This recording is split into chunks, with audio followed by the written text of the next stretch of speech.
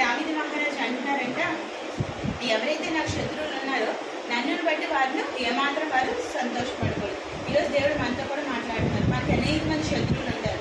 మనం వెళ్ళినప్పుడు వచ్చినప్పుడు మన బంధువులు ఉంటారు, మన స్నేహితులు ఉంటారు. మనం ఎక్కడైతే పని చేస్తామో ఆ పని చేసిన చోట మనకు శత్రువులు ఉంటారు. మనం కొంచెం మంచిగా ఒక పని మంచిగా చేసి మన సార్లు మేడం ఎవరైనా పొగలేరు ఏం చేస్తారు, అమ్మ దీన్ని ఇలా పొగేస్తున్నారు, దీన్ని కలిగానే మనకి కింద తొక్కేయాలని మన శత్రువులు లేకపోతారు. మన బంధువులు ఎవరైనా ఉన్నారనుకోండి, మనం ఏదైనా కారు కానీ ఒక మేడ కానీ కట్టుకున్నాం అక్కడ ఏమంటారు, అమ్మ ఏంటి వీళ్ళకి మేడ కట్టిస్తున్నారా, వీళ్ళకి కారు కొనిస్తున్నారా.